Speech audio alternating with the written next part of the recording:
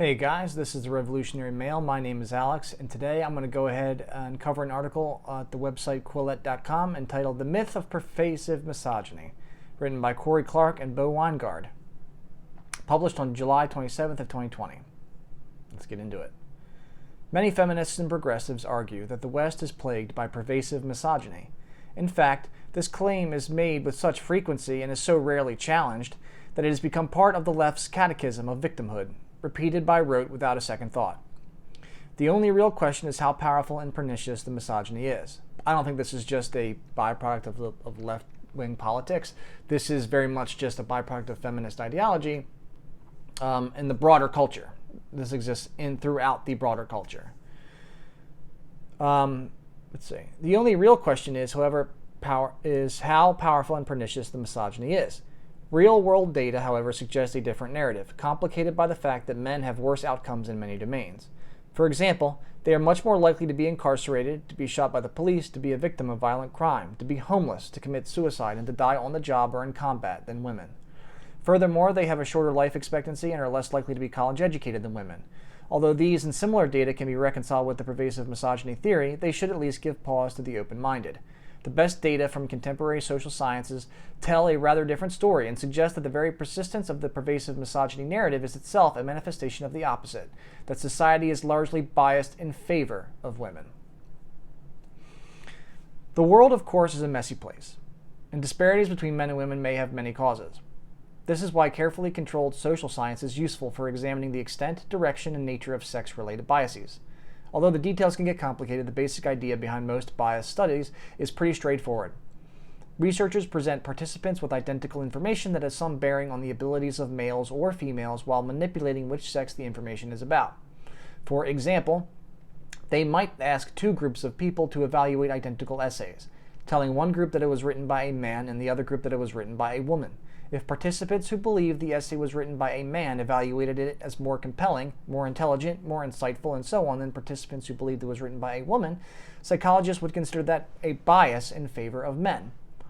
Similarly, if one asked two groups of people to evaluate identical scientific studies that discovered that either men or women performed better on a measure of leadership, and participants who read that men outperformed women regarded the study as higher quality than participants who read that women outperformed men, psychologists would consider this a male-favoring bias. Everyday people consider such patterns to be biases as well. Something stuck on my tooth there. Contrary to expectations from the pervasive misogyny theory, across a variety of topics, samples, and research teams, recent findings in psychology suggest that such biases often favor women. For example, a paper just published in the British Journal of Psychology, led by Steve Stewart-Williams, found that people respond to research on sex differences in ways that favor females. In two studies, participants were asked to read a popular science article that was experimentally manipulated to suggest that either men or women have a more desirable quality. For example, women are better at drawing, or women lie less often. Participants evaluated the female favoring research more favorably than the male favoring research. Specifically, participants found the female favoring research much more important, more plausible, and more well conducted, and found the male favoring research more offensive, more harmful, more upsetting, and more inherently sexist. This pro-female bias was observed among both male and female participants. And in study 2, the researchers replicated the results in a Southeast Asian sample. In some of our own work, we found a similar pattern for the socially desired trait of intelligence. In two studies, participants read about a fictitious scientific study that identified a gene associated with higher intelligence that purported to explain why either 1. Men score higher on intelligence tests than women, 2. Women score higher on intelligence tests than men, or 3. Men and women score roughly equally on intelligence tests. Participants evaluated the scientific study to be similarly credible when it drew the conclusion that men and women score equally on intelligence tests, and when women were said to score higher than men.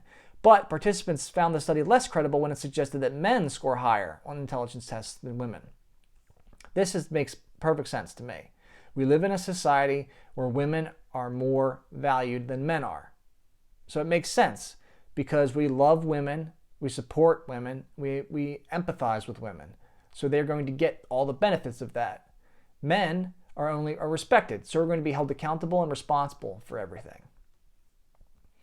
That's why you're going to see the fact that when these studies are conducted this way, when the men are in this example considered to be, when the study finds that men are more intelligent on average, that will be determined as sexist.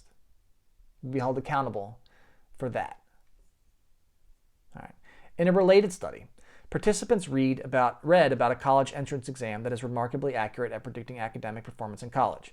They were told that either men tend to outperform women or that women tend to outperform men on the exam.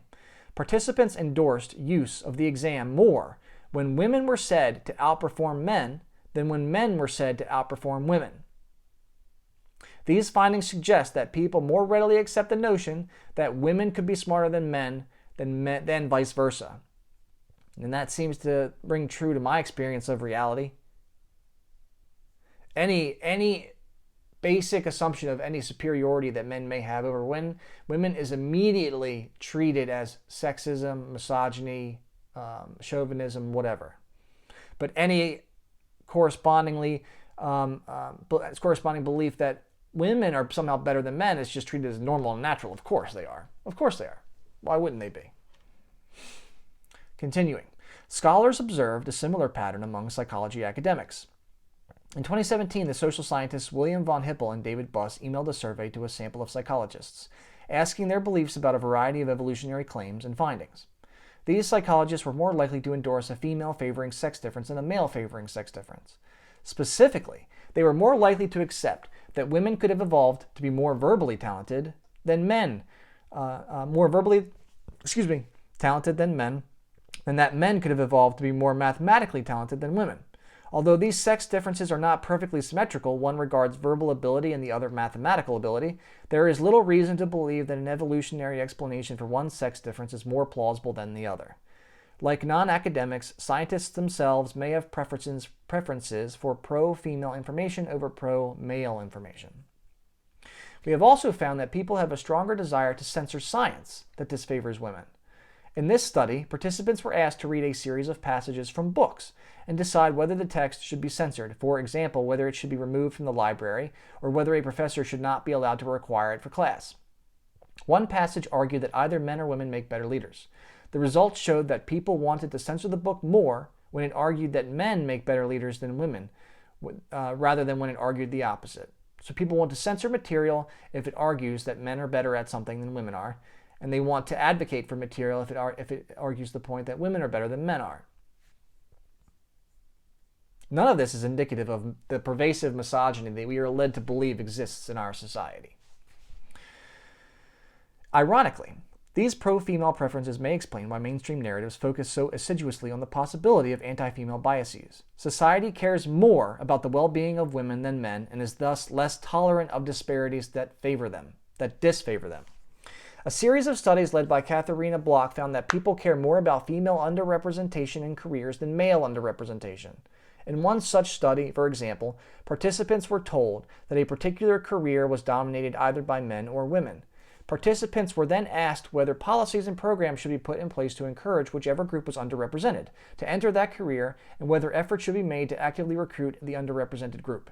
Participants were more likely to support this social action when women were underrepresented than when men were. Again, we're going back to the idea, men are respected, women are loved. Women are going to get more support. They are going to get more love, support, care, concern, all that stuff. Men are not going to get those things. We are just expected to suck it up and do everything on our own. No help, no benefit, no support. Because according to the beliefs of the modern popular culture, the entire society is structured to benefit us. Continuing. Moreover, when the career was said to be accompanied by a high salary, people were more likely to say that prohibitive norms were blocking women from entering the male-dominated career than that prohibitive norms were blocking men from entering the female-dominated careers. So, people are more likely to believe that external barriers explain women's underrepresentation in desirable careers than men's underrepresentation.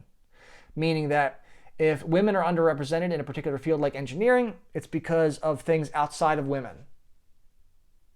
Either it's sexism or other external forces. But if men are not going into fields like nursing, for example, it's the men's fault. It's not external forces that are keeping them out. These findings suggest that when real-world disparities exist between men and women, people are more likely to care and more likely to try to engage in corrective behavior when women are at a disadvantage. Yep. One explanation for these pro-female biases is that humans may have evolved a general protectiveness of women. Indeed, numerous reports over the past few decades have shown that people have more sympathy for female than male suffering. For just a few examples, people are less willing to harm a female than a male. Women receive more help than men. Those who harm women are punished more severely than those who harm men, and women are punished less severely than men for the same crimes.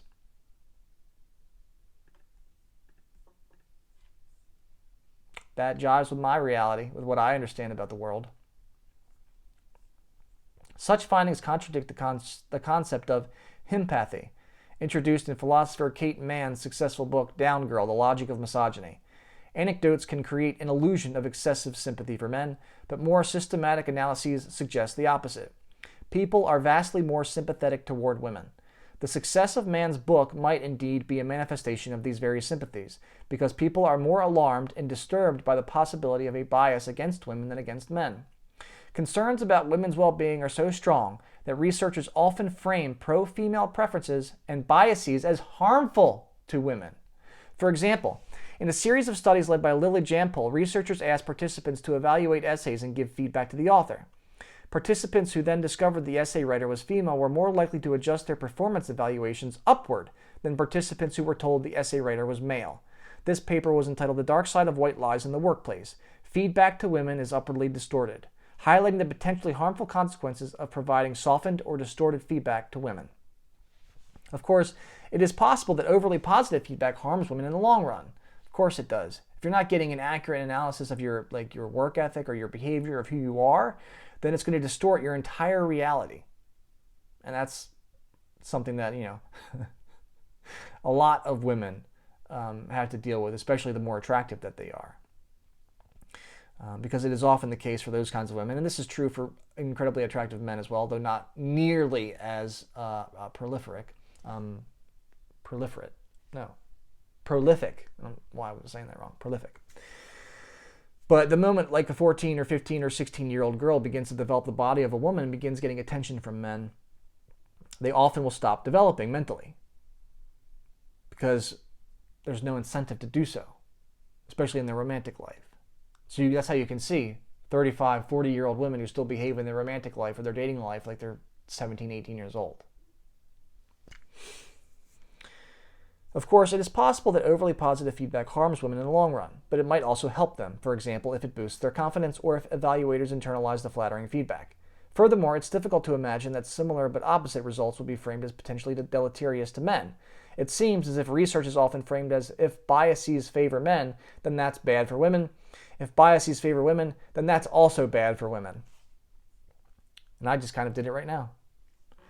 For example, the women are wonderful effect, which is the tendency for people to view women more favorably than men, is often regarded as a form of benevolent sexism against women.